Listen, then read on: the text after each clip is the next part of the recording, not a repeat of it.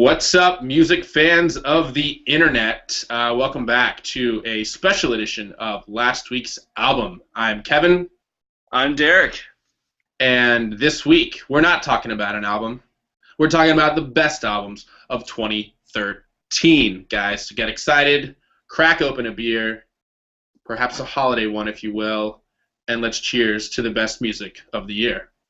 Cheers, Kevin. Cheers, friends at home. Cheers, Derek. And yes, everyone at home, of course. All right.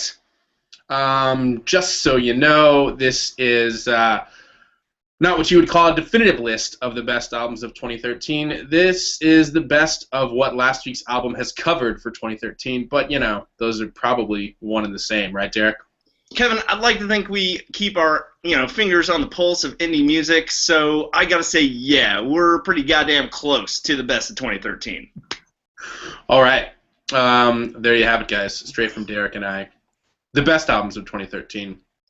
And yeah, we're also doing this because the only thing that's coming out right now are, One Direction Christmas compilation albums, which we'd rather not cover. So, there's that. Kevin, I will say I ran across a Bad Religion album, a Bad Religion Christmas album that came out recently, and I actually heard some snippets and an interview on NPR the other day. So if any of you are going to go out and buy a Christmas album, I highly recommend Bad Religion's Christmas album. That may sound like a conundrum or an oxymoron, but go check it out. All right, there you have it, the one Christmas album you should check out. Without further ado, let's get right in. These are in no particular order. I'm going to kick things off with Give In by On and On. I really dug this album, not only because, surprisingly, it has the most views of any review we did this year. It was also, coincidentally, the first video chat review we did, so it's hands down our worst review ever, but still such a great, great album that has stood the test of time over these last 360 some odd days. A little background to refresh your memory. Give In by On and On. They are a Chicago-based trio that emerged from the breakup of Scattered Trees, and thank God that band broke up because this one is legit. Sounds like a mixture of Snow Patrol plus Coldplay and a little bit of their own sort of signature ghostly, hazy pop. Key tracks included Ghosts, The Hunter, Bad Mythology, my personal favorite. And overall, it just sounded like a modern-day Garden State soundtrack, which is probably one of the reasons I loved it, because I love that soundtrack. And at the time when we reviewed it, I said, some of the songs get a little bit repetitive, maybe a little bit too lengthy. I'm going to go ahead and redact that comment. In retrospect, this is a great album, one of the best of 2013. And apparently, according to my own Spotify account, this is the album I listened to the most this year.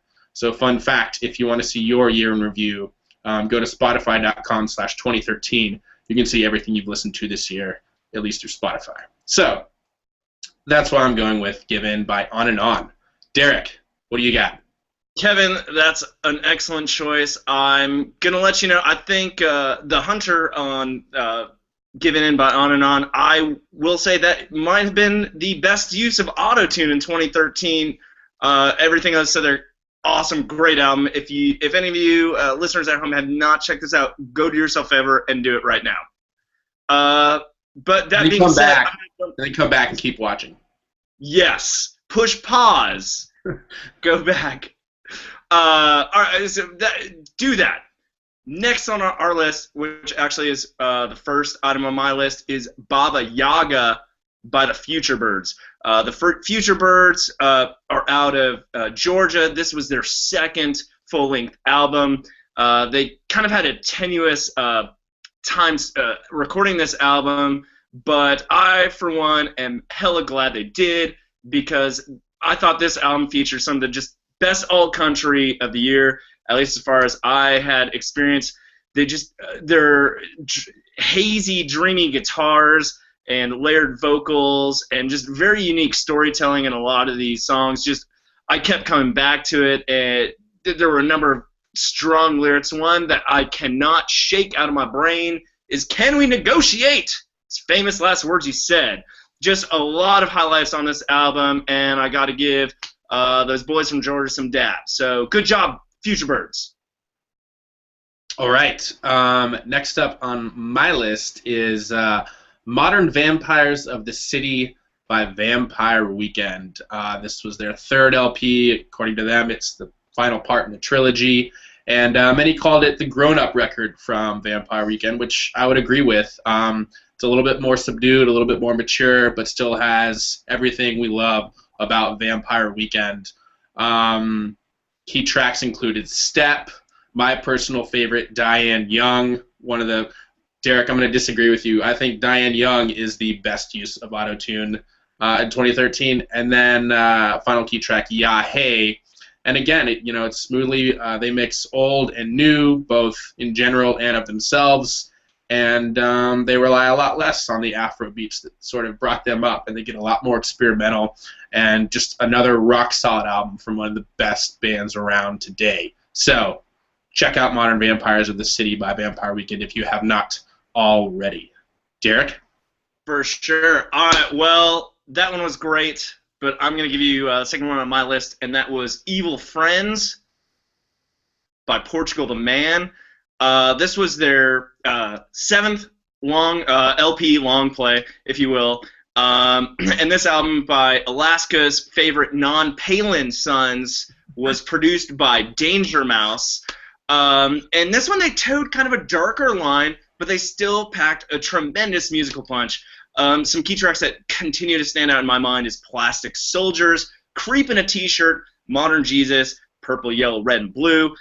These guys just have a knack for creating very catchy indie tunes, and they just really kind of one thing I really like about it is there's all these little intricacies in there that really kind of add to the lyrical punch now and again. Just one of my favorite bands to follow, and this was produced by Danger Mouse. I mean, come on, how's this not going to end up on a top list?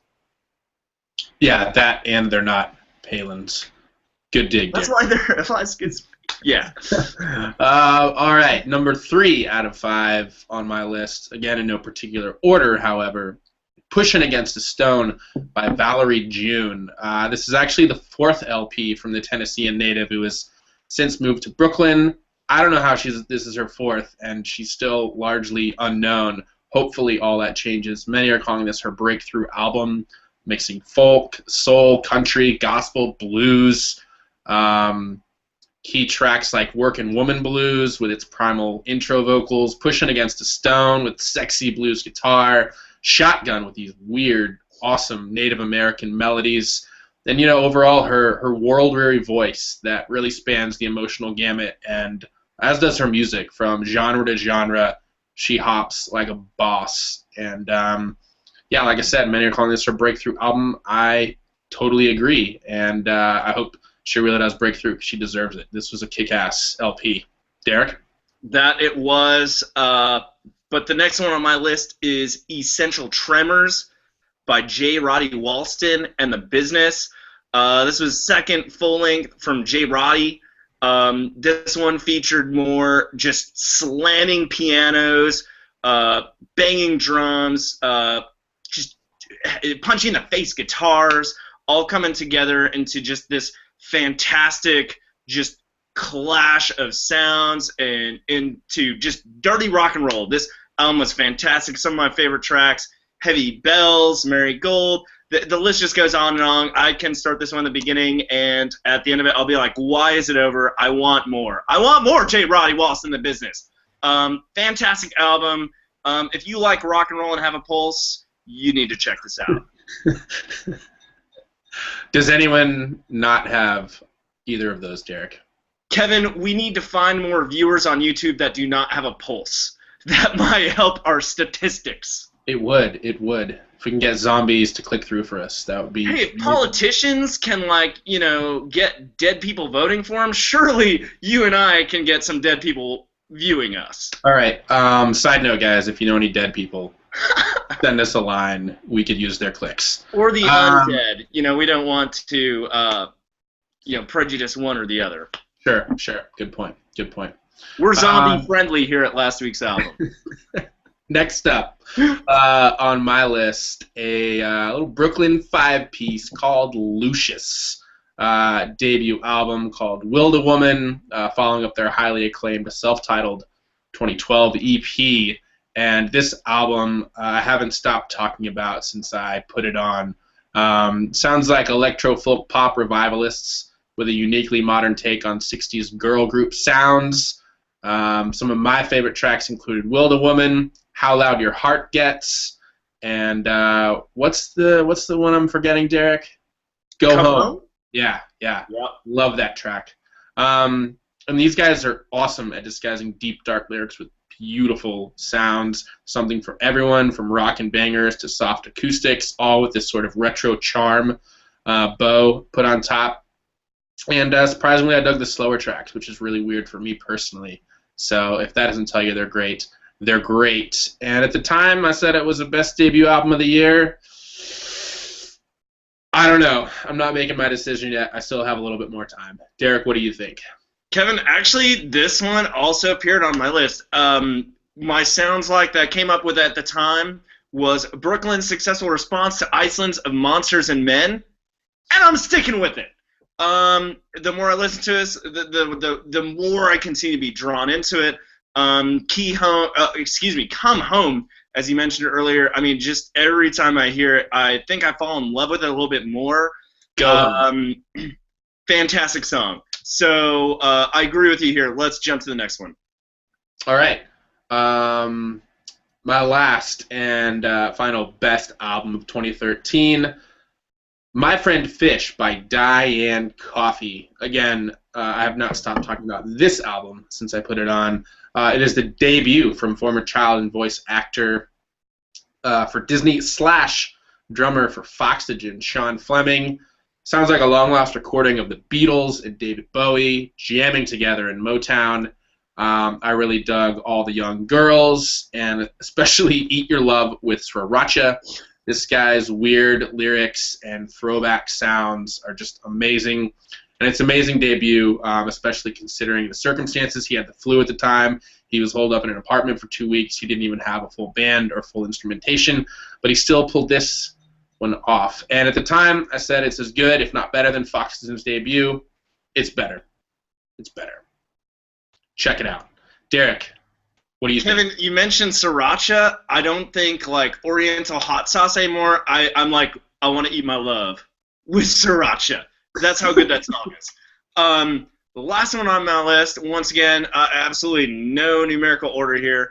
I'm going with Mechanical Bull by Kings of Leon. This was their 6th LP, 2 years following their last album, which was Come Along Sundown, which of course was subsequent to Only by the Night, their just big hit with, you know, all the obnoxiously good singles that appeared everywhere that you just could not escape. But this one, I really enjoyed. I guess Kevin and I, being longtime Kings of Leon fans, kind of familiar with their story, we were excited to see what they're going to come up with after their decline in the public eye, if you want to call it that. Key tracks included Rock City, Super Soaker, Comeback Story. There was a number of them. Overall, I think Kevin and I agreed here that they, you know, showed some initiative to pick themselves up off, you know, with the bootstraps, get back on the bowl, and, you know, take on the music industry once again and show them, you know, those boys from Tennessee know how to write some rock and roll. And here, once again, they did prove that. Some songs may be along the more pop-sounding lines of Only by the Night, but there were some tracks on here that had the intensity of some of their earlier work, which really grabbed my attention, and it was good to see the Kings of Leon maybe on the way up, or, you know, as opposed to on the way down, which unfortunately has been the recurring theme over the last couple of years. Overall, it was, you know, kind of candy to my ears, so I couldn't leave this one out. Glad to see the Followwells doing well, and with them and Valerie Jr. in our top 10, obviously rock and roll and music in general is doing very well in the state of Tennessee. Good point, Derek. I was going to make that connection, but you did it for me. All right, guys. There you have it. The best music albums of 2013, according to the one and only authority on music, last week's album. We think this was a great year in music. We hope you agree. We hope you discovered some new things, maybe on your own, maybe because of us. However you came upon them, doesn't matter. I'm glad you rocked out. Tell us what you thought were the best albums of 2013. Tell us if you agree with our picks or disagree or just want us to shut up. Yeah, so signing off as always, I'm Kevin. I'm Derek. We are last week's album, talking about good music. Happy holidays. Go give someone some good music. We'll see you next time, guys. Cheers.